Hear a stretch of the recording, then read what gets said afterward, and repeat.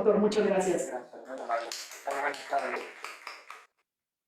Asimismo, pues agradezco todo el apoyo y por supuesto las gestiones en la organización de este evento por parte de quien va a moderar la conferencia. Me refiero a mi querida amiga, la doctora Ana Risa Oropesa Chávez. Gracias, doctora. Bien, la segunda cuestión por la cual me alegra mucho poderles dar la bienvenida y poderles dar este mensaje es en razón de que esta conferencia inaugura lo que son las actividades de este periodo académico, después de un muy merecido descanso de actividades tan arduas que tuvimos en el semestre febrero-julio de este año. Bueno, pues comenzamos también con nuestras actividades académicas, conferencias, eventos, en los cuales pues lo que buscamos es, por un lado, cumplir con los objetivos de nuestro plan de desarrollo 2021-2025, el cual, por supuesto, tiene que ver con muchos de los temas fundamentales de la ciencia jurídica y, en este caso, del derecho constitucional. Para ello, pues por supuesto, pues hemos invitado a una serie de personalidades como el doctor, quien nos brinda la conferencia del día de hoy, y de esta manera también nosotros podemos abordar muchas de las problemáticas y temas que actualmente en nuestro derecho, pues sabemos que se han venido dando. Sabemos que el 2024 y lo que va de este año ha sido pues un periodo de tiempo en el cual se han dado muchísimas reformas constitucionales, se han dado también cambios institucionales y legales muy importantes que por supuesto nos invitan a que como entidad académica, la cual se tiene la encomienda de abordar la ciencia jurídica, pues precisamente tratemos estas temáticas y por supuesto que lo hagamos desde un enfoque plural, crítico y siempre también abierto a la participación de todas y todos. Sin más, pues bueno, yo le reitero la bienvenida a nuestro invitado, así como a todas y todos quienes nos acompañan el día de hoy en este auditorio, y cedo el uso de la voz a nuestra querida moderadora para que comencemos con este evento. Muchas gracias y muy buena tarde. Muy buenas tardes a todos. Le doy la más cordial bienvenida a quienes nos acompañan de manera presencial en este auditorio y también a quienes nos acompañan desde las redes del Instituto de Investigaciones Jurídicas de la Universidad Veracruzana. Agradezco desde luego al doctor Arturo Chipuli la oportunidad y el espacio que nos brinda a todos para estos eventos y le doy también la más cordial bienvenida al doctor Luis Enrique Pereda Trejo. Voy a hacer una muy breve semblanza del doctor antes de cederle el uso de la voz. Él es doctor en Derecho por el Instituto de Investigaciones Jurídicas de la UNAM, es maestro en Derecho por la Universidad de California y abogado egresado del ITAM con más de 25 años de experiencia profesional. He de decir que el doctor y yo nos conocemos solo desde hace 30 años. Ha participado exitosamente tanto en el sector público como en el privado y el docente. Tiene una sólida experiencia en temas de derecho público y su relación con el ciudadano y la protección de sus derechos, así como teoría del Estado, diseño normativo, rendición de cuentas y gestión institucional. Desde 2005 ha colaborado como profesor de Derecho en el CIDE, la Universidad de Anáhuac, La Salle, la UP y el ITAM. En la Administración Pública Federal ha colaborado en el DIF, en Sedesol, en Función Pública y en el SAT. Tiene textos publicados por el Centro de Estudios Constitucionales de la Suprema Corte de Justicia de la Nación, por el INACIPE y por la editorial Tirantlo Grande. Habitualmente es invitado como expositor en distintos foros y congresos y tiene publicaciones en revistas, periódicos y portales digitales. Desde hace 4 años conduce el primer noticiero jurídico de México, La Semana en 10. En 2024 fue nombrado como integrante del Comité de Evaluación del Poder Judicial Federal para la Reforma Judicial. Actualmente es también miembro del Consejo Directivo de la Barra Mexicana de Abogados.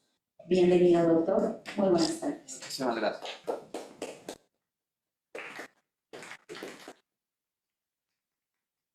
Muchas gracias a todos y a todas. Muchísimas gracias, doctor Arturo Chipuli Castillo, por la invitación. Por supuesto, doctora Ana Risa López, es un placer indescriptible poder pasar esta hermosa tarde jalapeña con ustedes, contigo, Nadana, muchas gracias por la invitación. Y bueno, jóvenes, gracias por venir, gracias por conectarse, las personas que están en línea. Tengo entendido que el día de ayer iniciaron su semestre y les deseo un gran semestre. Les deseo que la tranquilidad de hoy sea la misma tranquilidad de los exámenes finales. Y permítanme, a los que están estudiando, los que están estudiando la licenciatura de Derecho, permítanme felicitarles por haber escogido la profesión más bonita del mundo. Bueno, hoy en esta bonita tarde jalapeña vamos a hablar de la experimentación en tiempos de la experimentación constitucional en tiempos de posverdad. Y cuando le propuse el título a la doctora Ana Brisa, me dijo, bueno, está bien, pero pues, eso ahí cabe todo, ¿no podría ser un poco más claro? Y con ánimo de cumplir esta instrucción de mi querida doctora Ana Brisa, empezaré a diseccionar el tema del que hablaremos para que pues, sea un buen diálogo, que ustedes se animen a poder hacer preguntas y espero poder explicar un poco la curiosidad y hacer lo que hace la academia, lo que está destinada a hacer la academia, que es a tener dudas. La academia no creo que esté destinada a tener certezas, la academia creo que está destinada a tener dudas y a partir de esas dudas ir avanzando en las capas de conocimiento. Lo primero que le preguntaría al auditorio es, bueno, ¿qué es la posverdad, no? Parece ser de estas palabras nuevas que pueden significar todo y nada. Fíjense que la posverdad, o la palabra posverdad, es tan importante y ha cobrado tanta relevancia que en 2016 el diccionario Oxford la nombró como la palabra del año. Y pues, nuestro propio diccionario, el diccionario de la Real Academia Española, la ha adoptado y la define como la distorsión deliberada de una realidad que manipula creencias y emociones con el fin de influir en la opinión pública y en actitudes sociales. Probablemente ustedes podrían pensar, con razón, que posverdad siempre ha habido. Siempre ha habido este ánimo de manipular las emociones para obtener un comportamiento específico. En política es difícil pensar que esos actores políticos no llegan a utilizar la posverdad para mover a las masas en su beneficio. Las personas que tengan cierta edad, que me estén escuchando ya sea en el auditorio o a través de las redes sociales, les hará algún clic en la cabeza frases como arriba y adelante, defenderé el peso como un perro, la renovación moral de la sociedad o, más recientemente, ni los veo ni los oigo. Estas frases, claro, pueden ser un gran ejemplo de verdad y tampoco se necesita mucha imaginación para pensar que Alejandro Magno, Julio César, Napoleón Bonaparte y en general cualquier conquistador, rey, dictador, emperador de su preferencia, pues haya recurrido a la posverdad para hablar de las maravillas de su gobierno, de su gestión, de las obras que han hecho. Creo que mientras la posverdad se quedara en el discurso político, pues esto la convertiría en una manzana envenenada, pero fácilmente identificable. Digamos que ya le tocaría a la ciudadanía tragar o no tragar, en el sentido más literal de la palabra, pues estas piezas de posverdad que eran manzanas envenenadas en el discurso político. Y si a esa persona le hacía sentido y conectaba con sus emociones, bienvenido. Y si no, sea simplemente rechazable o fácilmente rechazable. Pero invito al auditorio a preguntarse, ¿y qué pasa cuando la posverdad llega a la Constitución? ¿Qué pasa cuando introduzco en la Constitución posverdad? Recuerden que la Constitución no es un instrumento pragmático o programático de gobierno. La Constitución no le pertenece al presidente o presidenta en turno. La Constitución no es un instrumento de un partido político. Por supuesto, ustedes en sus clases de teoría del Estado o teoría del derecho podrán discutir a lo largo de su carrera como abogados, de su licenciatura, qué diablos es una Constitución. Por supuesto, ya podrán encontrar varias respuestas a eso. Pero creo que no nos costará trabajo coincidir en que podríamos ponernos de acuerdo y acotar a que una Constitución es una compilación de normas jurídicas principios y valores que le dan validez al resto del ordenamiento jurídico. Y ahí está el quid del problema. El contenido normativo de las constituciones le da validez al resto de las normas jurídicas del sistema y por lo tanto tiene la función principal de proteger derechos humanos acotando los excesos del poder político. Una norma constitucional, grosso modo, tiene la función de dotar de validez al resto del sistema y además, por supuesto, proteger como última línea de defensa a las libertades. La libertad de expresión, la libertad de asociación, la libertad de comercio, etc. Mientras no haya una restricción constitucionalmente válida, los individuos, los ciudadanos, pueden dedicarse a lo que quieran. Recuerden que en una frase, en una expresión sencilla, una persona puede hacer todo, absolutamente todo, excepto una cosa. ¿Qué cosa? Pues aquello que está prohibido. Pero esa prohibición tiene que encontrar su validez en el texto constitucional. Y por supuesto, cada facultad del poder político debe de encontrar su valor y su validez en la Constitución. De tal suerte que el poder político, el presidente municipal, la gobernadora, la presidenta de la República, no podría imponer una medida a un ciudadano simplemente porque lo cree conveniente. Tendría que encontrar esa restricción a la libertad ciudadana algún asidero constitucional. ¿Y qué ha pasado? Ha pasado que se ha llevado al texto constitucional una serie de redacciones construidas desde la posverdad. Y esto se traduce en menos libertades o por lo menos menos certeza para las personas. Y pongo 3 ejemplos muy sencillos. El primer ejemplo es la prisión preventiva oficiosa. Le preguntaría a cada uno de los asistentes, de las personas asistentes a esta conversación, si se han asomado recientemente al artículo 19 constitucional. Lo traigo impreso, pero ponerme a leer el artículo 19 constitucional me llevaría probablemente más tiempo del que está previsto para esta conferencia. Pero si ustedes tienen la curiosidad y se acercan, verán que el mandato constitucional es que el juez ordene la prisión preventiva oficiosamente en los casos de, y empieza el listado: abuso o violencia sexual contra menores, delincuencia organizada, extorsión, delitos previstos en las leyes aplicables cometidos para la ilegal introducción y desvío, producción, preparación, enajenación, adquisición, importación, exportación, transportación, almacenamiento y distribución de precursores químicos y sustancias químicas, esenciales, drogas sintéticas, fentanilo y derivados, homicidio doloso, feminicidio, violación, y la lista sigue. Uno podría creer erróneamente que introducir estos comportamientos, estas actividades en la Constitución se traduce en seguridad pública. La seguridad pública, justicia, la legalidad, son deseables, son bienes deseables.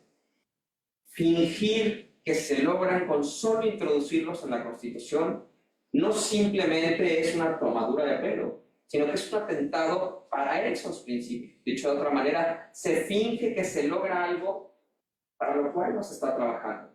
Y pongo un ejemplo, espero, medianamente sencillo.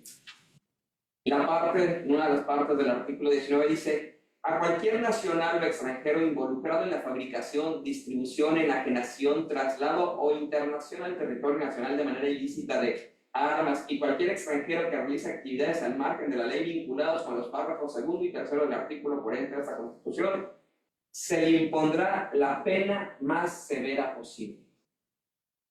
¿Cuál es la pena más severa posible? Eso no lo dice la Constitución, simplemente lo redactó sin ningún tipo de técnica legislativa medianamente aceptable. E insisto, el punto aquí es que esto no es inocuo, no es simplemente una ocurrencia, porque no estamos hablando de que un político en una plaza pública, en una arenga a su grey, dijo que se le iba a imponer la pena más severa posible a los extranjeros. Esto está en la Constitución, esto mandata, esto obliga a conductas, esto vincula a jueces, a servidores públicos, a policías, etcétera, a actuar de cierta manera, cuando esa cierta manera no está clara en lo más mínimo. Pero después, en este mismo artículo 19, 2 renglones más adelante de esto que acabo de leer, se establece: para la interpretación y aplicación de las normas previstas en este párrafo, los órganos del Estado deberán atenerse a su literalidad quedando prohibida cualquier interpretación análoga o extensiva que pretenda inaplicar, suspender, modificar o hacer nugatorios sus términos o su vigencia, ya sea de manera total o parcial. Esto es un sinsentido. Seguramente muchos de los que ya están acompañándonos el día de hoy ya llevaron en sus clases teoría de la argumentación, redacción, derecho parlamentario, interpretación normativa, y saben que una norma, al ser construida desde el derecho natural, es inevitablemente interpretable. Por supuesto, cosa muy diferente es decir que cualquier interpretación es una interpretación válida, cualquier interpretación es una interpretación útil. Por supuesto, hay técnicas de interpretar. Pero decir que una norma no es interpretable más que en su sentido literal, una norma constitucional que en principio simplemente debería de dar validez al resto del ordenamiento jurídico, parece no tener sentido. Pero todavía cobra mayor relevancia este texto, esta norma constitucional, cuando se compara con la realidad. En agosto de 2021, el 25 de agosto de 2021, se publicó en el Diario Oficial de la Federación un acuerdo que establece, que obliga, que mandata a las instituciones públicas a realizar una serie de actividades para lograr la preliberación de las personas en prisión preventiva oficiosa, porque efectivamente las cárceles están atestadas y hay mucha gente que está privada de su libertad sin haber sido juzgada en espera del juicio, y pues hay una serie de violaciones a los derechos humanos simplemente por esa situación. ¿Qué tenemos? Tenemos un texto constitucional que hace cada vez más largo el catálogo de prisión preventiva oficiosa en el artículo 19, y por el otro lado una acción de gobierno que obliga a mandata la preliberación de acuerdo a la normatividad aplicable. ¿Qué debe de imperar? Me van a decir, por supuesto, que el texto constitucional nos han enseñado en teoría del Estado y en teoría de la Constitución que jerárquicamente es superior a cualquier otra norma, y por eso está bien. ¿Qué pasa cuando es incomprensible, inaplicable esta norma constitucional simplemente por el pequeño detalle que se confundió discurso normativo, discurso político, y por supuesto está envenenado de lo que yo llamaría posverdad? Este es un ejemplo, la prisión preventiva oficiosa. Pero déjenme darles un segundo ejemplo de tres que traigo para ustedes. El artículo 4 constitucional. ¿Cuándo fue la última vez, colegas, que ustedes se asomaron al artículo 4 constitucional? Yo, cuando tengo la oportunidad de estar frente al salón de clase, le digo a mis alumnos que ese es el texto misceláneo. Ahí está absolutamente todo. Lo que usted me diga, ahí lo encuentra. El derecho al deporte, a la cultura, a la vivienda, al agua. Ahí está. Pensiones no contributivas. Lo que usted quiera, ahí está, en el artículo 4 constitucional. Probablemente el día de mañana llegue, o pasado mañana llegue el texto constitucional y el derecho a la felicidad. Y si usted no es feliz, pues ya no es el problema de la Constitución, porque eso ya es un derecho. Bueno. Dos párrafos del artículo 4 constitucional, que insisto, está mal desde hace tiempo, pero ahora está peor. México es el centro de origen y diversidad del maíz, que es un elemento de identidad nacional, alimento básico del pueblo de México y base de la existencia de los pueblos indígenas y afromexicanos. Y después continúa el texto constitucional con una prohibición a los maíces genéticamente alterados. Su cultivo en el territorio nacional debe ser libre de modificaciones genéticas, y sigue. Pero cierra ese párrafo con la siguiente expresión normativa. Debe priorizarse la protección de la biodiversidad, la soberanía alimentaria, su manejo agroecológico, promoviendo la investigación científica, humanística, la innovación y el conocimiento tradicional. ¿Me puede usted explicar qué es la soberanía alimenticia? ¿Dónde empieza? ¿Dónde acaba? Hoy en día México no puede exportar ganado vivo a los Estados Unidos porque hay una plaga de gusano barrenador. ¿Eso es soberanía alimentaria? ¿Me podría usted explicar qué es la investigación científica humanística? ¿Es un principio constitucional? ¿Es una norma programática? ¿Es un valor? ¿Es una norma que prohíbe, que obliga, que faculta? No es simplemente preguntar por ociosidad, es que si está en el texto constitucional debería de tener el valor y el rango de una norma constitucional. Conocimientos tradicionales al mismo tiempo que innovación. ¿Cómo los priorizo? ¿Cuál pongo primero? ¿Cuál pongo después? ¿Cuál es la jerarquía de uno y otro. No me lo dice el texto constitucional. Probablemente no me lo debería de decir. Pero también seguramente un mejor texto constitucional no me debería meter en estos aprietos, en este galimatías, porque no debería de confundir una aspiración constitucional válida con un discurso de gobierno. Pongo otro ejemplo del artículo 4 constitucional. Para garantizar el derecho de protección a la salud de las personas, la ley sancionará toda actividad relacionada con cigarrillos electrónicos, vapeadores y demás sistemas o dispositivos análogos que señale la ley. Ustedes han caminado por las calles de su ciudad y se dan cuenta que en cada puesto de periódicos, en cada local donde bolean zapatos, uno puede comprar cigarrillos o de tabaco sueltos. Bueno, la Ley General de Salud desde hace décadas establece la prohibición de que en México no se pueden vender cigarrillos sueltos. Solo pueden ser vendidos a través en paquetes. Bueno, es una práctica habitual en casi cualquier ciudad del país poder comprar en un semáforo, en una esquina, un cigarro. Nada más uno. Mi pregunta es, ¿no es esto un ejemplo de posverdad al introducir en el texto constitucional la prohibición de los vapeadores cuando en la vida práctica no ha habido una sola política pública capaz, eficaz de prohibir la venta de cigarrillos sueltos? Probablemente algunos de ustedes se preguntan, bueno, ¿qué tiene que ver la gimnasia con la magnesia? ¿Qué tiene que ver una cosa con la otra? Lo que tiene que ver es este componente de posverdad. Para garantizar el derecho de protección a la salud de las personas, la ley, y viene la sesión. Perdón, es que así no se garantiza la protección de la salud de las personas. Así se engaña a las personas haciéndoles creer, pretendiendo hacerles creer que se está protegiendo la salud por una prohibición que es de imposible cumplimiento. El Estado mexicano no tiene la capacidad de prohibir la venta de cigarrillos sueltos en cada semáforo de cada ciudad. Tampoco tiene la capacidad para prohibir la venta de cigarrillos electrónicos o vapeadores. Esa no es la solución. Probablemente la solución sean políticas públicas bien pensadas, planeadas, articuladas a través de gobiernos municipales, estatales y federales, con una ley general de salud que evite el consumo de sustancias que el Estado ha determinado que son nocivas para la salud de sus jóvenes. Pero no a través de una redacción que me parece responde más, insisto, a una posverdad que a una realidad. Y por supuesto, llego ahora a mi tercer y último ejemplo para ustedes, que es la reforma judicial.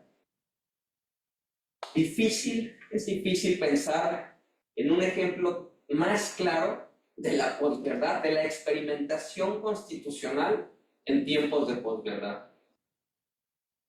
En el texto constitucional, en el capítulo del Poder Judicial, está el requisito de haber obtenido 9 de calificación. ¿Así? ¿Y en qué materia?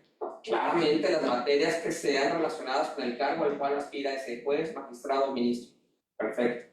¿Me podría decir usted, está estudiando en la Universidad Veracruzana, en qué materia le van a enseñar a ser magistrado del Tribunal de Disciplina Judicial?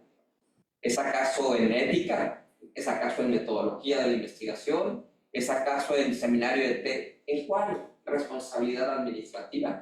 ¿En qué materia usted tiene que enfocarse ahora como estudiante de la Universidad Veracruzana para sacar 9 y el día de mañana aspirar a ser magistrado del Tribunal de Disciplina Judicial? ¿Es eso de verdad un texto propicio, adecuado para una constitución? ¿O en realidad tenemos una falta absoluta de técnica normativa y el resultado es un texto inspirado en la posverdad? Otro ejemplo dentro de la reforma judicial. El órgano de administración que sustituirá al Consejo de la Judicatura a partir de un par de semanas más, en septiembre, debe de ser electo, designado, integrado desde la actual composición de la Suprema Corte. Así lo dice el artículo 6 transitorio. Por supuesto, esto no gustó cuando se dieron cuenta de que la actual Suprema Corte, los integrantes de la actual Suprema Corte, tendrían la responsabilidad de integrar al Comité de Administración, al órgano de administración del Poder Judicial. Pero es texto constitucional. Y de nuevo, el artículo 11º de esa reforma constitucional, publicada un domingo 15 de septiembre de 2024, establece que para la interpretación y aplicación de este derecho, los órganos del Estado y toda autoridad jurisdiccional deberá atenerse a su literalidad y no habrá lugar a interpretación análoga o extensiva que pretenda inaplicar, suspender, modificar, etc. Imposible realizar esto. No hay norma jurídica que no deba de ser interpretada. Y de todo el abanico de posibles interpretaciones o de técnicas de interpretación, la literal es la más austera, por decirlo de alguna manera. Esto es tan inverosímil y tan impracticable que la propia Sala Superior del Tribunal Electoral del Poder Judicial de la Federación se pasó por el arco del triunfo, para decirlo en términos muy académicos. Este artículo 11º transitorio, por supuesto que aplicó un montón de técnicas de interpretación, algunas muy fumadas desde mi punto de vista, para dotar al Senado de la facultad de elegir él a los integrantes, a los candidatos que deberían de estar en la lista de personas aspirantes de parte del Poder Judicial. Como recuerdan, el comité de evaluación electo por el Poder Judicial para la integración de estos candidatos renunciaron al unísono en 2025, al inicio de 2025, por la imposibilidad jurídica de continuar con su trabajo. Se encontraron con una pared que decía no hagas y otra pared que decía sí hagas, es decir, suspensiones en amparo que obligaban a detener todo trabajo y resolución de la Sala Superior del Tribunal Electoral que obligaba a reiniciar todo trabajo. De esa imposibilidad, los integrantes de este comité renunciaron. Y para solucionarlo, la Sala Superior no encontró mejor idea que interpretar la Constitución a modo para dotar al Senado de la facultad de hacer una nueva tómbola para integrar esa lista de candidatos. En estricto sentido, eso no se hubiera podido realizar, pero solo realizando eso se pudo avanzar en la reforma judicial. Con esto se terminó violando el artículo 11º de la propia reforma constitucional. Un último ejemplo dentro de la reforma judicial. Este quizá es el más sonado, ha aparecido varias veces en distintas entrevistas, en la comunicación. Hoy en día, en el propio título del Poder Judicial, la Constitución tiene un artículo que dice que la presidencia de la Suprema Corte durará 2 años. Y tiene otro artículo que dice que durará 4 años. Por favor, explíquenme cómo se resuelve eso con una interpretación literal. Imposible aceptar que el texto constitucional redactado desde la posverdad es inocuo. Peligrosísimo aceptar que el texto constitucional redactado desde la posverdad no es una amenaza a las libertades de los ciudadanos. Creer que el gobierno, que el Estado, el aparato gubernamental está trabajando para proteger la salud, para proteger la seguridad, para dotar de mejor justicia con estos textos es engañarse. Y a mí me parece que aquí empieza la parte final de mi conversación con la pregunta, bueno, ¿y qué nos toca hacer? Si lo he logrado hacer razonablemente bien, les he tratado de mostrar con 3 simples ejercicios, con 3 simples ejemplos. Podría hablar de un cuarto ejemplo que es la desaparición de los órganos constitucionales autónomos.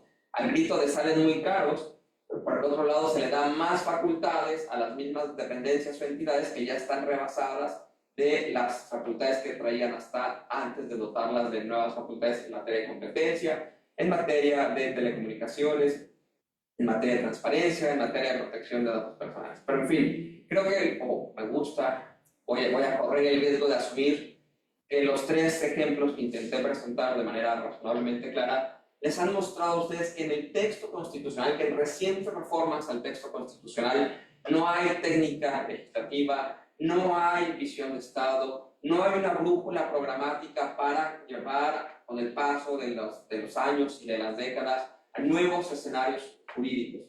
Lo que hay es el error de confundir el discurso con el texto constitucional, dando como resultado que hay una experimentación en la Constitución desde la posverdad. ¿Qué nos toca hacer? Cuando digo nos toca, pues por supuesto pienso en jueces, en ciudadanos, en operadores del derecho, litigantes, en la academia y en estudiantes. Creo que es muy importante que entiendan que en esta era, en este tiempo, reformar la Constitución es la máxima prueba de que algo es real. Y eso está mal. No podríamos, no debemos de comprarnos la idea de es real porque está en la Constitución. Cada vez esto es más etéreo, se diluye cada vez más. Que la posverdad sea el principal componente de los discursos políticos es dañino para nuestra vida pública porque confunde, engaña y hiere. Pero que sea la tinta con la que se reforma nuestra Constitución es mucho, mucho peor. Enunciados normativos deslumbrantes como fuegos artificiales, pero tan sólidos como columnas de humo, solo nos dejarán en una vacuidad constitucional. Lo que nos toca hacer a nosotros desde nuestras respectivas trincheras es señalar eso. En el caso de los estudiantes, los invitaría a que realicen sus tesis de licenciatura en ese sentido, señalando ese error, esa mala práctica, ese potencial veneno para las libertades. Porque si esta tendencia sigue, simplemente piensen, ya está anunciadísimo, que viene una reforma electoral. Realizar una reforma electoral desde esta posverdad y llevarlo al texto constitucional probablemente nos lleve a ver párrafos, artículos, donde se suprime a los diputados plurinominales, diputados y senadores plurinominales. ¿Con qué estudio? ¿Con qué parámetro? Ya no hagamos que sea 60-40, ahora que sea 30-70, que el Congreso ya no sea, que los diputados ya no sean 500, que ahora sean 600, que ahora sean 1800, que ahora sean 30. Todo eso es posible y no necesariamente equivocado si se tiene hacia dónde se quiere llegar. Pero si no hay un punto final al cual se quiere llegar, cualquier camino es bueno. E insisto, de ninguna manera podríamos confundirnos y creer que eso es inocuo, que no pasa nada. Es peligrosísimo para la libertad de usted y mía. Simplemente vean lo que pasa hoy en día a lo largo y ancho del país. Hay cada vez más ejercicios de censura previa desde el poder político a la libertad de expresión de los ciudadanos. Y eso, insisto, no puede ser de ninguna manera una buena señal.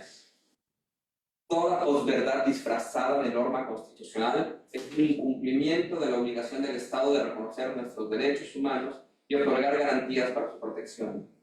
Toda posverdad disfrazada de Constitución es un engaño a la ciudadanía y una omisión del Estado. Y es una omisión que es peligrosa porque lo que está detrás de eso es el disfrute de nuestras garantías y derechos humanos. Muchísimas gracias.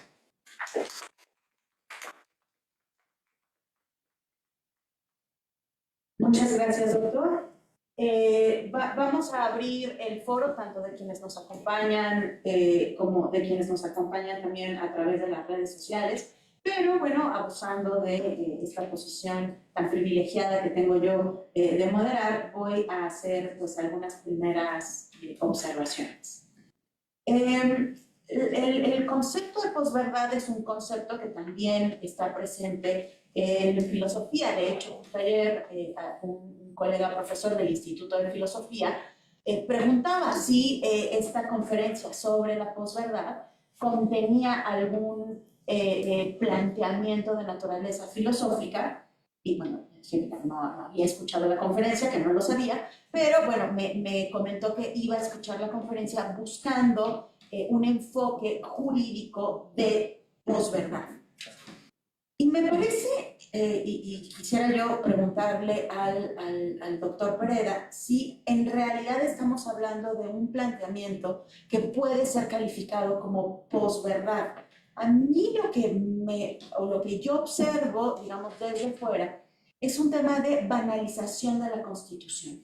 Digamos, esta sobreregulación del texto constitucional a partir del criterio de norma general que debería imperar en esa máxima norma del ordenamiento jurídico mexicano, me parece que guarda un asombroso paralelismo con la sobreinformación que ha imperado tanto en la presidencia anterior como en la presidencia actual. Es decir, a través de una saturación de información, banalizo el discurso público y en realidad lo vacío de contenido. Yo aparezco todos los días en medios simulando que proporciono información, pero en realidad es una manera de no decir nada. A mí lo que me parece es que más que un tema filosófico planteado desde una posverdad, lo que hay es justamente una búsqueda de la banalización del texto constitucional a través del, y que permitiría, por lo tanto, que el ordenamiento jurídico quedara un poco a merced de, pues de los agentes políticos. Entonces, mi primera pregunta sería esa. Yo no sé si lo que está sucediendo alcanza la posición de posverdad o si en realidad es un tema de banalizar el derecho mexicano. Qué gran pregunta. Creo que ya. Qué gran pregunta, doctora. Muchas gracias por hacerla. Y casi estaba tentado a decirle, sí, tiene usted razón, esto es una banalidad, una banalización del derecho. Y eso sería incluso una buena noticia. Si uno se fijara, voy a tomar el artículo, uno de los ejemplos que di, el artículo 4 constitucional con la prohibición de los vapeadores. Insisto, pues, si les gustan o no los vapeadores, si es buena idea o mala idea prohibirlos, no tengo idea. Creo que parece ridículo poner una prohibición constitucional de un cigarro electrónico cuando no puedes evitar vender cigarros sueltos en cada esquina del país. Pero dicho eso, estaba a punto de decirle sí, doctor, como desde hace tantas décadas acostumbrado a decirle sí, doctor, usted tiene razón, lo que usted dice. Pero es que no solo es una banalización, ojalá fuera una banalización, eso sería el mal menor. Si se fijan, y aquí abro el espectro a lo que ocurre en otros países, voy a tomar Estados Unidos. Vea usted lo que está pasando en Estados Unidos, no es casualidad, o sea, no es que de repente pasó y todo el mundo empieza, estoy exagerando con todo el mundo, pero distintos actores políticos empezaron a banalizar el derecho. No, perdón. No. Aquí hay una actitud deliberada de manipular emociones para conseguir que el poder político sea mucho más fuerte, y un poder político más fuerte es sinónimo, esto es una ecuación, de una ciudadanía más débil. Ser un poder político más fuerte para, no lo sé, quizá perpetrarse en el poder, para poder ejercer el poder político sin rendición de cuentas, sin transparencia, sin controles. Y eso jamás en la historia de la humanidad ha significado una buena noticia para el ciudadano promedio. Ya sé que el concepto ciudadano es relativamente nuevo, pero vamos a decirlo, el habitante promedio de ese lugar donde hay un estado político jamás nunca se ha visto beneficiado si él es más débil, él o ella es más débil y el aparato político es más fuerte. Yo lo que estoy viendo es esto. Yo lo que temo, espero equivocarme, y creo que no va por ahí, porque lo veo en otros lados, lo veo en Estados Unidos. Vea usted, doctora, los discursos del presidente, de Donald Trump.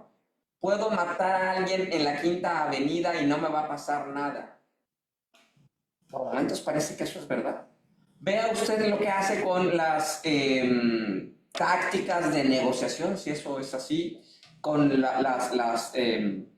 los impuestos por importación y exportación, con los aranceles. Cualquiera que nos lo platicaran diríamos, es una mala película. No puede ser que un día diga que sí y otro día que no, y luego al día siguiente el doble y el triple. Pues eso lo hemos visto en los patios de escuelas secundarias, cuando dos colegas empiezan a pelearse por ver quién puede patear el balón más fuerte. Pero eso no puede ser en un presidente, en un comandante supremo de las Fuerzas Armadas, el titular del Poder Ejecutivo de una de las economías más fuertes del planeta. Eso no lo puedes esperar ahí. Y ahí está. Y eso creo que marca pautas. Y por supuesto ya hacia nuestra frontera, perdónenme, yo no creo que sea de ninguna manera casualidad que haya un ejercicio de uso de recursos públicos todas las mañanas durante el sexenio anterior y en lo que va de donde constantemente se logra marcar la agenda con creatividad, con ingenio, con talento político indudable, y que no haya una merma en la calidad del derecho que vivimos después de que deshiciste a los poderes judiciales del Estado y que mandaste muy claras señales de que cualquier juez que se atreva a decidir, a sentenciar algo contrario a los beneficios del Estado, que no sabes bien cuáles son porque son tan etéreos a partir de estas redacciones, yo no creo que ahí haya banalidad. Yo creo que ahí hay posverdad, por decirlo medianamente. Sí, la banalización más bien es el uno de los primeros pasos justamente para lograr después algo que ya se ha declarado además de manera abierta con todas sus letras. El partido que en estos momentos gobierna al Estado mexicano tiene intención de quedarse los siguientes 1000 años, les guste o no les guste. Es una declaración, no estoy haciendo ningún tipo de interpretación, es algo que se declaró con todas sus letras. Bueno, sí, si no, aquí me quedo con el micrófono. No sé si tenemos entre los presentes alguna pregunta, alguna idea. También en redes sociales, quienes nos están siguiendo pueden escribir sus preguntas. Sí, por favor, maestro. Gracias. Muy buenas tardes para todas, para todos. Soy Armando Ruiz Sánchez, soy estudiante de doctorado en Derecho en nuestra institución. Y la verdad es que es un tema totalmente muy descriptivo y muy interesante, porque voy a comenzar por lo que usted comentaba al final. Lo primero es la reforma electoral. Platicando con algunas personas que tienen información, no quiero decir privilegiada, pero que de cierto nivel, me comentaron que la propuesta que traen es desaparecer siempre los nominales, por ejemplo, de los 500 diputados, quitar siempre los nominales de los 200, y que los primeros segundos lugares de cada distrito uninominal sean los que accedan a la curul. O sea, dicen, la idea inicial era, vamos a desaparecer todos los plurinominales. Ahora dicen, bueno, para simular que hay representación proporcional, los primeros segundos lugares son los que van a acceder. O sea, los perdedores, el primero de los perdedores.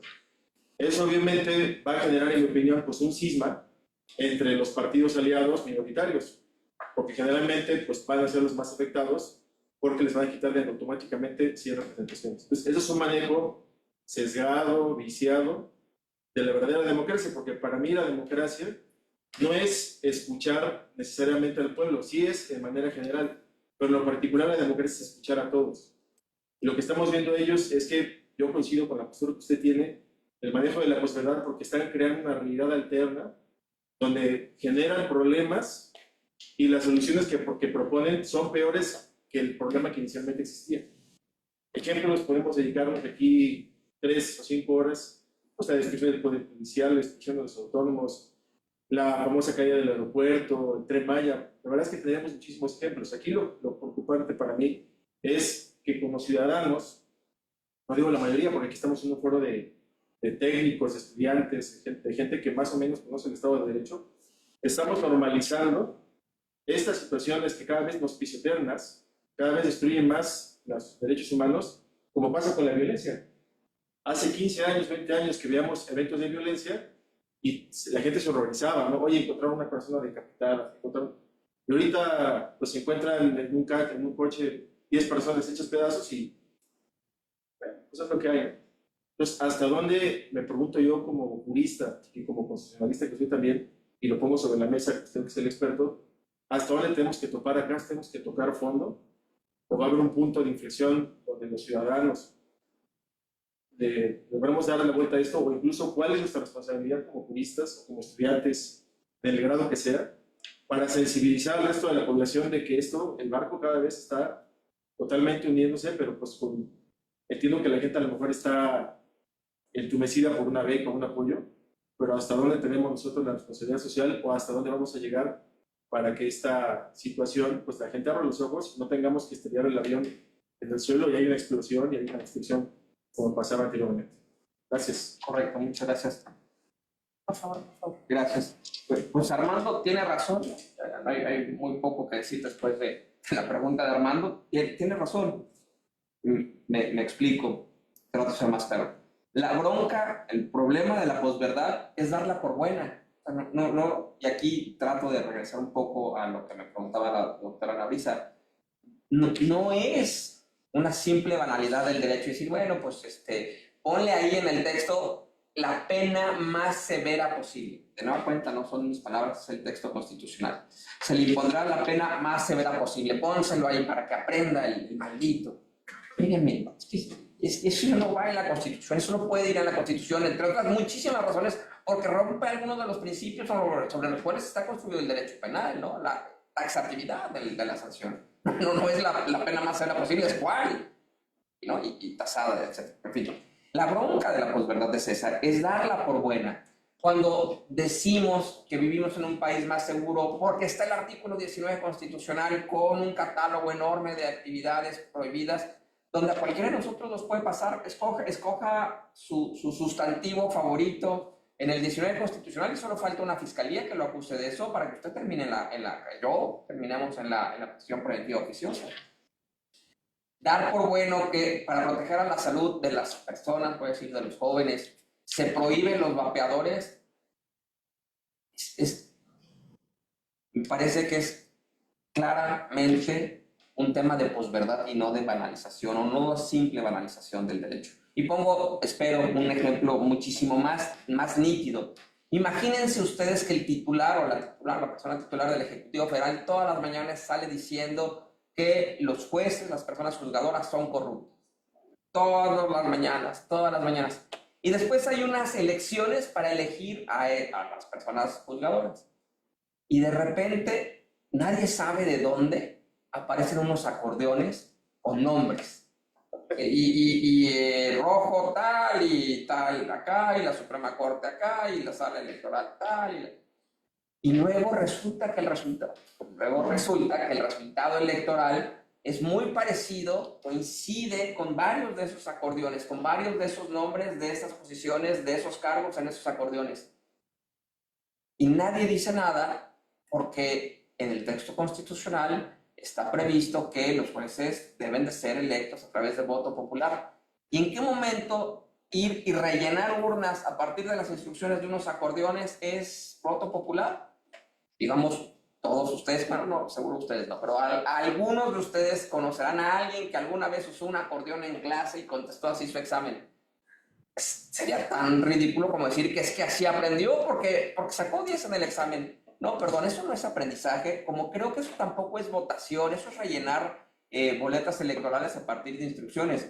Por supuesto, no me atrevería a decirlo en un auditorio serio ni en redes sociales. Pero imagínense, pues mejor nos ahorramos las campañas electorales y para 2027 nada más repartamos acordeones prellenados o boletas electorales prellenadas y que vayan y las depositen. Pues si de eso se trata, de fingir que hay elecciones libres, auténticas, verdaderas, donde el ciudadano informadamente decide quién quiere que sea su juez, su magistrado, su ministro, pues si no es eso, pues verdad, probablemente estemos hablando de otro concepto, pues verdad. Justamente en redes hay una pregunta. ¿Hay jurisprudencia de la posverdad o cuál sería el fundamento legal de la misma?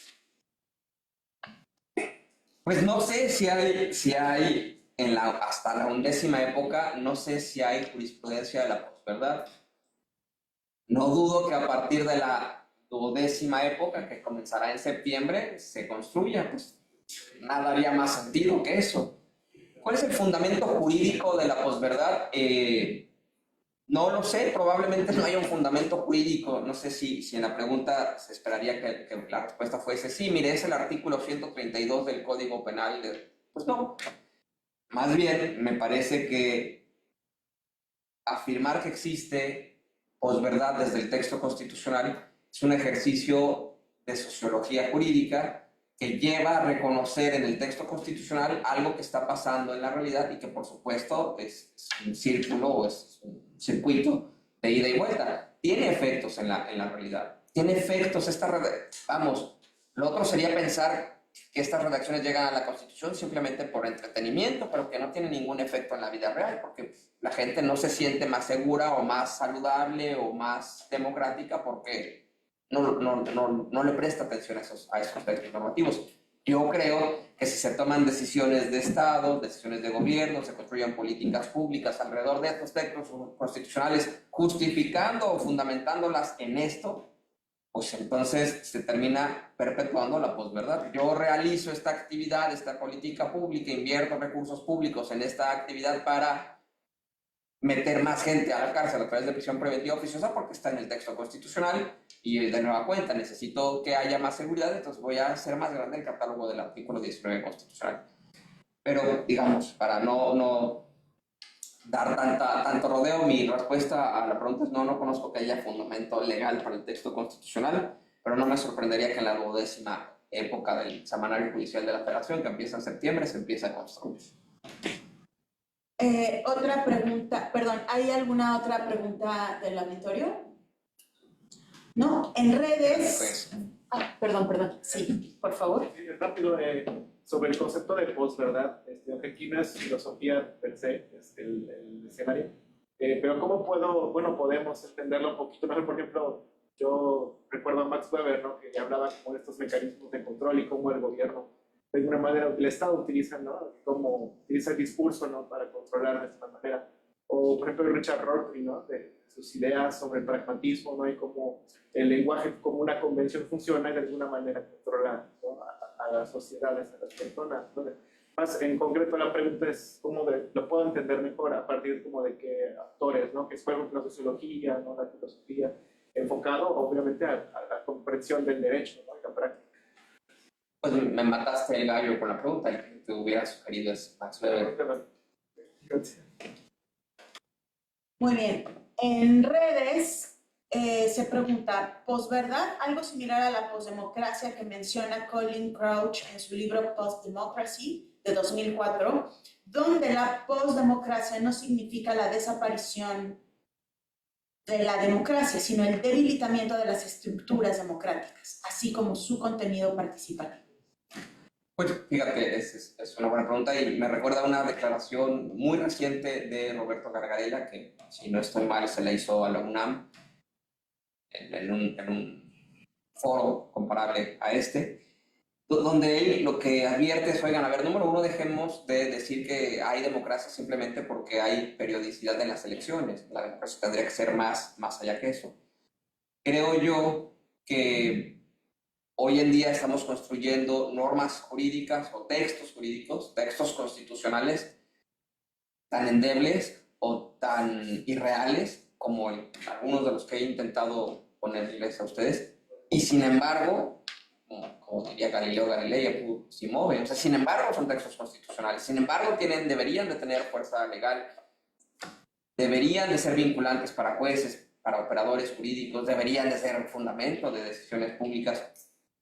Creo que con la democracia nos puede pasar algo muy similar, creer que vivimos en democracia y jugar a que nuestro país en la comunidad internacional está dentro de los países que tienen prácticas democráticas, cuando en realidad esto no necesariamente es así. Yo creo que nos puede ir, estamos jugando mucho, se nos puede ir muchas cosas de la mano simplemente por un poco lo que decía Armando, dar por sentado que lo que dice ahí es cierto, que porque está ahí es real y porque hay elecciones vivimos en democracia. Efectivamente, yo un poco retomando este tema de la banalización del derecho, quizá habría que reconocer que el término de posverdad es un análisis metajurídico en donde estamos intentando explicar cuál es el mecanismo que se está desarrollando en estos momentos a través de una constitución que es cada vez más una constitución formal, pero sin o con un contenido material tan extraordinariamente banal, tan extraordinariamente de imposible acatamiento, que genera un debilitamiento no solo del texto constitucional, sino también del resto del ordenamiento jurídico. Pero ¿cuál sería el objetivo de una institución, de un gobierno que está buscando en la banalización de la Constitución? Muy probablemente perpetuarse en el poder, muy probablemente también que esa sociedad efectivamente, al menos en una mayoría importante, que piense que efectivamente lo que requiere no son leyes para sentirse seguros, sino lo que requiere es una autoridad, y particularmente esa autoridad. Y creo que en ese sentido lo que se busca es efectivamente esta banalización en el sentido de un debilitamiento constitucional que impacta en el debilitamiento del resto del ordenamiento jurídico. Y sí, bueno, un poco con esta frase de si todo vale, nada vale, o a la inversa, porque ya da igual como la expresemos, creo que en ese sentido es que yo visualizo el tema de la banalización de la Constitución. Y creo que me sigue pareciendo un atributo positivo visualizarla como posverdad, porque no termino de compartir una visión que, insisto, tiene un fundamento filosófico, y me parece que al menos en el caso del gobierno mexicano no alcanza ese estatus. ¿Me puedo explicar? No, no. No me ha tocado ver que eso ocurre y no, ciertamente no es el caso.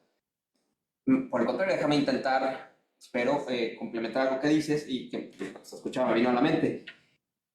Hay distintos mecanismos de medición de satisfacción de las personas con su democracia. Uno de ellos es el Latinobarómetro. Y en México, me parece, mi interpretación, mi lectura de esos datos, es que la gente está muy dispuesta a tener menos democracia a cambio de tener más seguridad, por ejemplo. Entonces, pues, en ese sentido, ¿qué les parece? Yo quisiera proponer muy seriamente que a partir del siguiente periodo se elija por votación popular al jefe de la policía. ¿Por qué no? ¿Qué, digamos, ya sé que desafortunadamente no podríamos abrir el diálogo aquí, pero déjenme hacer esta pregunta retórica. ¿Qué argumento creen que me podrían dar para decirme, oye, no, el jefe de la policía no es buena idea que sea electo por voto popular? Si el juez penal sí, si el ministro sí, si el magistrado que, o sea, pues sí, pues sí. ¿No? Si es bueno para los ministros, para los jueces, para los magistrados, lo compro, me convencieron, el artículo 94 constitucional es clarísimo, también por favor votemos por el jefe de la policía. Y probablemente ahí es donde nos demos cuenta que no va por ahí la cosa, no deberíamos de cambiar algo que le costó a este país sangre, sudor y fuego, literalmente, sangre, sudor y lágrimas a través del fuego, que es construir elecciones medianamente creíbles. Probablemente algunos de las personas que están con nosotros son jóvenes y no se acuerdan de esto, pero antes, en tiempos donde la doctora apenas se iba a votar, el resultado de las elecciones ya se sabía. Ya sabías quién iba a ganar. Ya sabías que podrían aparecer distintos nombres en la boleta, pero ya sabías quién iba a ganar. Con el paso del tiempo, de generaciones, de distintas personas, de distintos espectros políticos, etc., eso fue cambiando de a poquito, por supuesto, gracias a la ciudadanía. Y llegó un momento donde caras, malas, difíciles, las elecciones se realizaban y el resultado no estaba predeterminado. No sabías, genuinamente no sabías quién iba a ganar. Y hubo N número de sorpresas, en N número de elecciones municipales, estatales, federales. Y eso es algo bueno, me parece que eso es algo bueno, que sea incierto el resultado electoral es algo bueno. Perdónenme, ¿de verdad creen que en 2027 no va a haber una competencia de acordeones para ver quién es el que tiene el acordeón más bonito o más biodegradable o con la letra más grande, para que sea ese el que impere y termine siendo un simple traslado, no una elección? No un ciudadano que se para frente a una urna y decide en ese momento, conocimiento previo y análisis previo, por cuál de los nombres que aparecen ahí quiere que sea su juez, su magistrado, su ministro, o simplemente un traslado, una calca de lo que te dieron en un acordeón y lo trasladas a la boleta electoral. Pues ahí es donde yo digo, por supuesto, de manera no seria, pues entonces ahorrémonos la elección y nada más démosle a los ciudadanos las boletas prellenadas y que ellos y ellas hagan el ejercicio de meterlas a la urna. Porque si eso es democracia, pues conseguimos conservando la democracia. Obviamente eso no sería democracia. Obviamente lo que estamos construyendo con textos constitucionales, donde se experimenta y se dice 8 de promedio, 9 en las materias, cigarros, vapeadores prohibidos, etc., es normalizar algo que no debería normalizarse. Ver cómo intentar vender, a veces con éxito, como real algo que es, en mi opinión, irreal. No, bueno, vamos, totalmente. Ya lo dice Norberto Bobbio, o sea, la democracia no puede agotarse en el momento de la elección. O sea, pensar que la democracia solo es una democracia electoral es una comprensión insuficiente de lo que significa la democracia.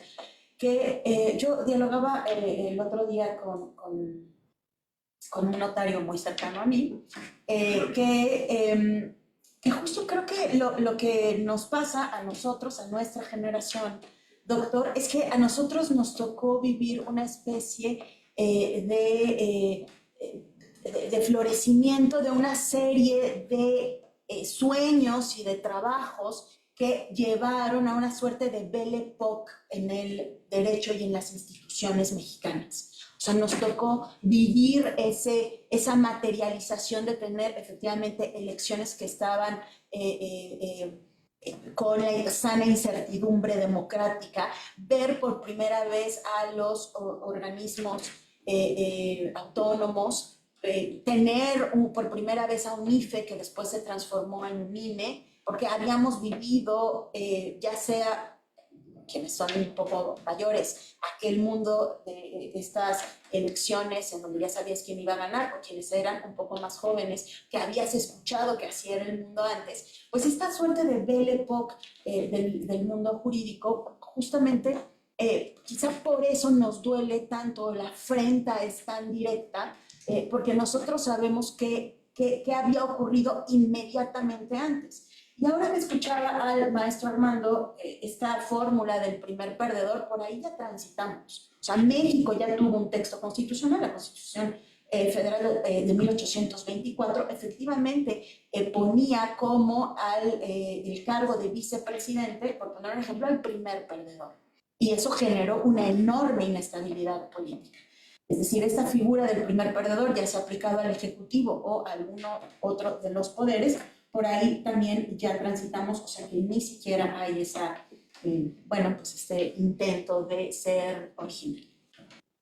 Hay otra pregunta en redes. ¿Cuál sería una medida efectiva para detener esta posverdad? Es una gran pregunta. Aquí esto que voy a decir a continuación, espero que sea una especie de disclaimer, pero yo puedo entender con facilidad que ustedes están a una generación, 2 generaciones, de verme, probablemente con razón, como el viejito que está llorando, por una época de oro, una bella época, a la que se la llevó el viento y que ya no volverá, ¿no? Y que yo estoy acá diciendo, es que antes todo era mejor y las flores florecían mejor y el sol iluminaba más bonito y el agua era más... Y me queda muy claro que eso no es cierto, que más de la mitad del país me podría decir, oye, no sé de qué hablas, yo nunca viví ese país del que tú estás hablando. Y tendrían razón, y eso no, es indiscutible, no discuto ni argumento nada en ese sentido. No quiero yo ser el viejito que llora por una realidad que ya se fue, que solo era real para mí, pero no para la mayoría o el 50% del país. No lo discuto. Pero ojo, está bien, no había tal bella época, usando la expresión de la doctora, pero para donde vamos no es un lugar mejor, cuidado. O sea, siempre se puede estar peor. El país que los libros de doctrina escribían y que funcionaba para algunas pocas personas no era el país que funcionaba para la mayoría de los habitantes, cierto, terrible. Ojalá eso no vuelva a ocurrir. Pero hacia donde vamos está, en mi opinión, muy, muy, muy lejos de ser un mejor estadio donde haya mejores situaciones para la mayoría de las personas. Y contestando esta última pregunta, ¿qué se puede hacer para detener la posverdad? Pues creo que número 1, identificarla. O sea, creo que número 1, poderle decir a nuestros diputados y senadores que todos tienen redes sociales y que podemos saber con relativa facilidad quién es mi diputado local, mi diputado federal, mi senador, y escribirle, decirle, oiga, ¿me puede explicar por qué votó a favor o en contra de esta reforma? ¿Me puede explicar cómo puede ser? Piensen en el Congreso de Oaxaca, que en la madrugada, a unas horas de que les llegó la reforma que sale del Senado, en la madrugada, la aprobaban por unanimidad. Oiga, ¿de verdad eso se parece a una discusión parlamentaria medianamente deseable en alguna parte del mundo? Pues creo que no, ¿no? Una unanimidad en la madrugada en un tema tan importante como la reforma electoral, ni siquiera la leyeron, no es, vamos, ni siquiera es una crítica fácil, es una descripción de la realidad. Creo que lo primero que tendríamos que hacer para detener este movimiento, ejercicio, tendencia de posverdad en el texto constitucional es identificarlo. Número 1, Y número dos, llamar rendición de cuentas a sus creadores. Esto no llega solo a la Constitución, no aparece en el texto constitucional. Esto se redacta y se mete ahí. En el número de ejemplos de iniciativas que ustedes han visto en los medios de comunicación y que al día siguiente sale la persona que la presentó, la legisladora, el legislador que la presentó, diciendo no, no era así, fue un error, no se interpretó correctamente, o el coordinadora parlamentaria diciendo, no, pues esa es una iniciativa de ese diputado, pero no es la posición del grupo parlamentario. ¿De veras creen que eso es casualidad? Cualquier cosa que esté en la Constitución está por N número de razones, menos por casualidad. Hubo ejercicios deliberados para llevar esa redacción ahí. Hace un par de horas, en una comida, alguien mencionaba el tema de la reforma a la Ley Orgánica del Poder Judicial de la Federación de 2021, donde se está elaborando en el Congreso de la Unión, y de repente un diputado del Partido Verde Ecologista presenta en la noche una nueva idea, que era extenderle la presidencia al actual presidente, al en ese entonces presidente de la Suprema Corte. Y a ver cómo pasaba, cómo era recibida en la comunidad jurídica. Saben perfectamente cómo fue recibida esa idea, pero esa idea fue deliberada, esa idea ocurrió. Lo que yo propongo es identificar y detener a partir de la rendición de cuentas, del llamado a la rendición de cuentas. En una expresión mucho más sencilla es que la ciudadanía, que nosotros, la ciudadanía haga su chamba. No hay democracia que funcione por control remoto o por inercia. La democracia se tiene que construir todos los días porque está en riesgo de ser destruida todos los días. Y quien la construye no son los funcionarios electos o los ejercedores de poder político. Quien construye la democracia somos los ciudadanos, a partir de nuestra acción. Usted pregúntele a su vecino de enfrente, de atrás, de la colonia, del barrio, ¿cuántas veces ejerce su derecho a opinar, a participar en la vida política de su comunidad? Las elecciones cada 3 años no es suficiente. ¿Cómo podemos hacer para detener la posverdad? Participando en política. La política es tan importante que no se la podemos dejar a los políticos. Nos va en ello la libertad.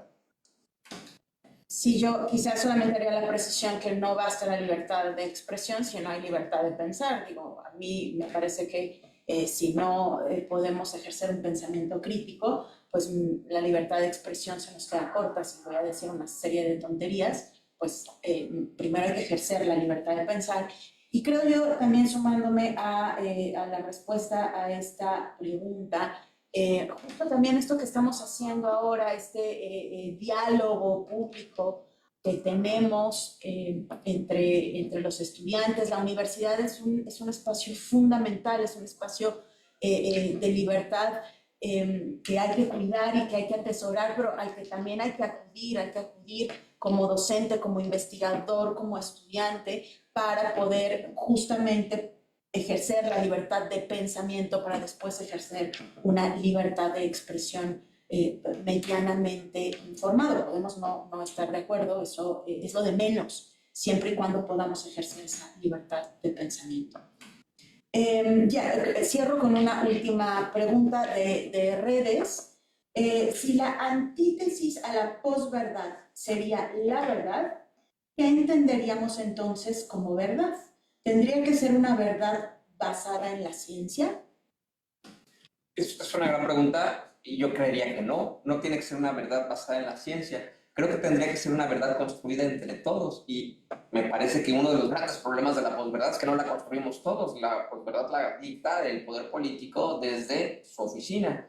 Creo que y ese es un gran if, si la antítesis de la posverdad es la verdad, esa no es desde el conocimiento científico, porque el conocimiento científico tiene todas las desviaciones que cualquier conocimiento puede tener, ¿no? Tendencias, prejuicios, etcétera, etcétera.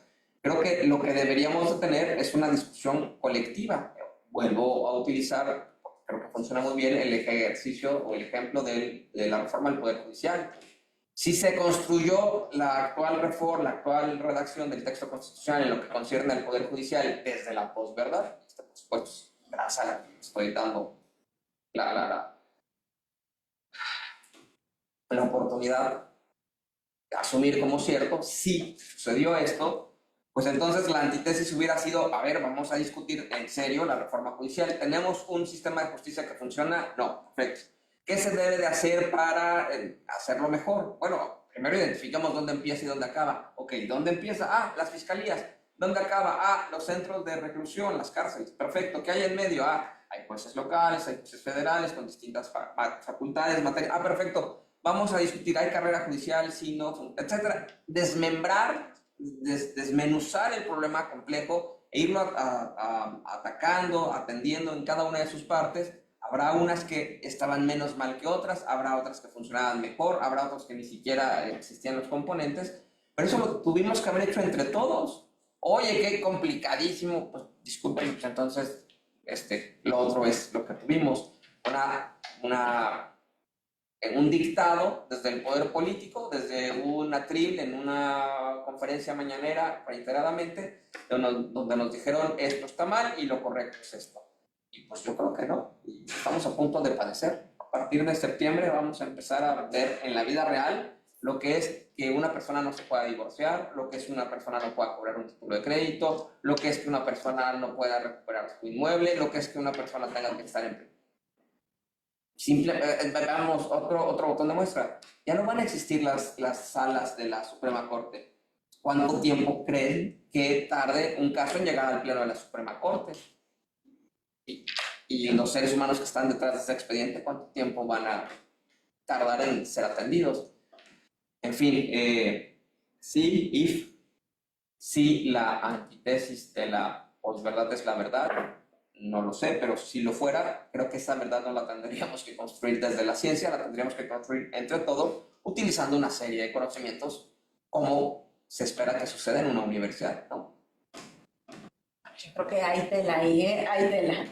No sé si la construcción de la verdad se puede construir solamente a través de un diálogo. Creo que deberían existir mayores elementos, pero bueno, digamos, esta búsqueda de una construcción epistemológica, claro que da pie para un seminario completo. Entonces, sí creo que ahí hay tema y me parece una pregunta muy interesante. Acepto con gusto siempre.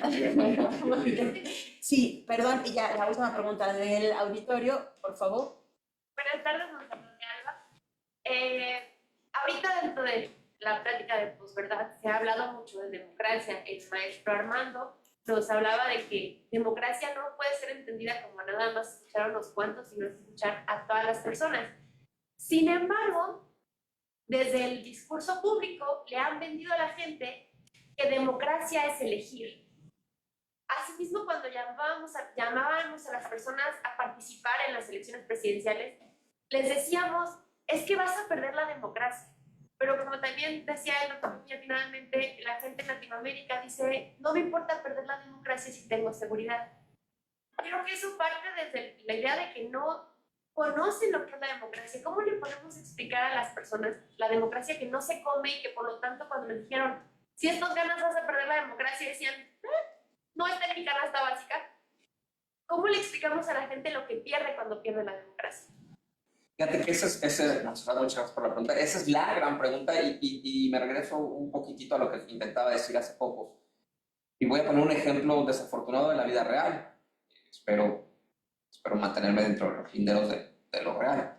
Pero piensen en las personas de Culiacán, ¿no? y que le digas tú a una persona de Culiacán, oye, ¿cómo es posible que no hayas visto hoy la declaración del político X, Y, Z y que no estés indignado y le estés mandando un correo diciendo que esa declaración es incorrecta? Claro que creo que cualquier persona promedio, ciudadano promedio, habitante promedio de Culiacán te va a decir, híjole, la verdad es que me vale queso, porque estoy muy ocupado en salir de mi casa, llegar a mi trabajo sin que me toque una bala perdida y regresar con mi familia en la tarde. Puedes meterte tu democracia por donde mejor te parezca, porque tengo asuntos más vitales literalmente que atender. Bueno, si vivimos en un país donde ocurre eso, y dije Culiacán, pero bien pude haber dicho Michoacán, bien pude haber dicho Guerrero, bien pude haber dicho Veracruz. Lo dijeron ustedes. Pues, es racional, es absolutamente racional que a mí me vale queso saber quién es mi diputado y qué iniciativa presentó, o si no ha presentado iniciativas. Yo estoy mucho más preocupado por cosas más vitales.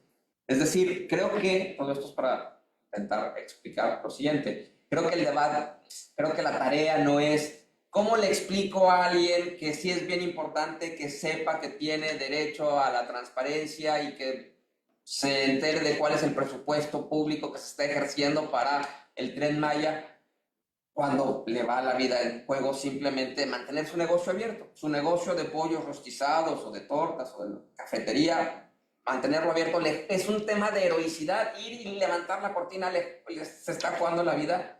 Por supuesto que yo lo haría y cualquiera de aquí lo haría. No voy a pensar en el presupuesto de egresos.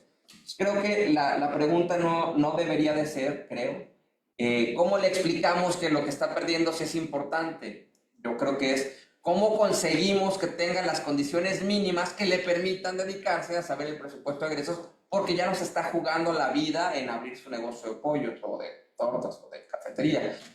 Y eso es toda la diferencia del mundo. Y creo que porque muchos no entendimos eso, yo voy a hablar en primerísima persona, porque yo no entendí eso como generación, o la generación a la que me identifico, no entendimos eso con claridad rápidamente, nos pusimos a discutir, bueno, quiero decir luchar porque va a sonar heroico, no es heroico, pero bueno, nos pusimos a solicitar, a construir, a desarrollar transparencia, rendición de cuentas, acceso a la información, etcétera, y que nos sentíamos orgullosos o nos sentimos orgullosos de esas batallas, pero del otro lado, en 2 comarcas al lado, había gente que estaba luchando porque no la extorsionaran simplemente por abrir la cortina a su negocio de pollos rostizados.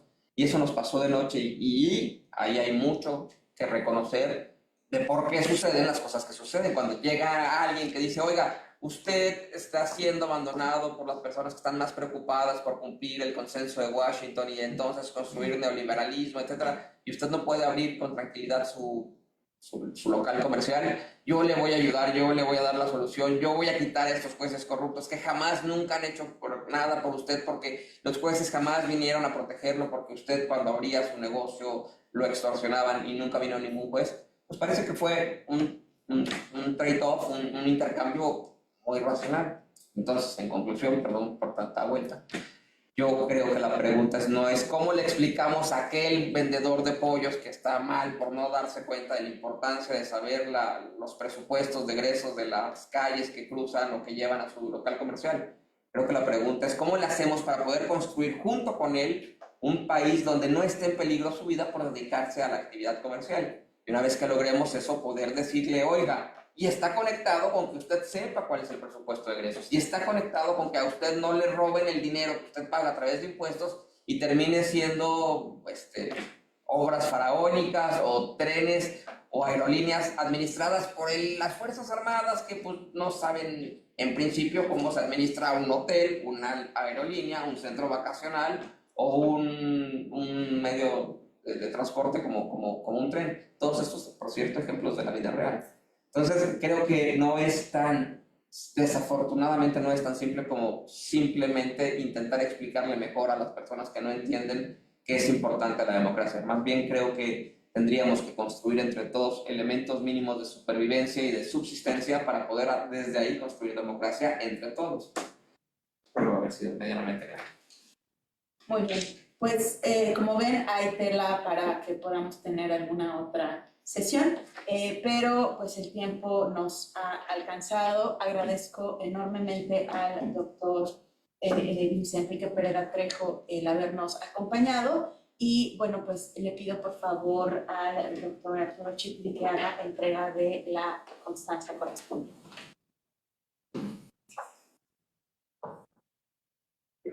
Pues, muchas gracias, doctor. Realmente ha sido una tarde de mucha reflexión. Sin duda, creo que todos este auditorio y la sala virtual concebimos que es un panorama complejo el que nos espera, tanto en el ámbito de la ciencia jurídica como en todo lo que tiene que ver con la democracia y el Estado de Derecho. Y desde luego que coincido con la doctora cuando dice que bueno, los espacios académicos son muy importantes para poder debatir estas ideas, para poner sobre la mesa lo que son las grandes problemáticas y de alguna manera pues terminar con la polarización que existe en nuestro país y también ir construyendo soluciones conjuntas, colaborativas, que permitan pues, precisamente que erradiquemos todos estos problemas. Sin más, pues hago entrega de una constancia al doctor Luis Enrique Pereda Trejo por haber impartido la conferencia de experimentación constitucional en tiempos de la posverdad, la cual se llevó a cabo en el Auditorio Héctor Fixamudio de esta entidad, contribuyendo así a la internacionalización, reflexión y divulgación de la ciencia jurídica. Desde Veracruz, Arte, Ciencia y Luz, Jalapa, Veracruz, a 19 de agosto del 2025, y firma su servidor. Muchas gracias. Muchas gracias a todos y a todas por la invitación, gracias por su tiempo, por supuesto, muchísimas gracias, doctora Ana Brisa. Y de verdad, los invito a que tengamos estas conversaciones entre ustedes, más allá de las fronteras de la universidad, porque no hay manera de construir un mejor país donde funcione para todos, o menos para la gran mayoría, si no nos involucramos. Muchas gracias y mucha suerte en sus carreras. Gracias.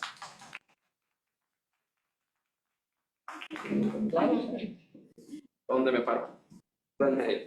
No, si ustedes se acompañan.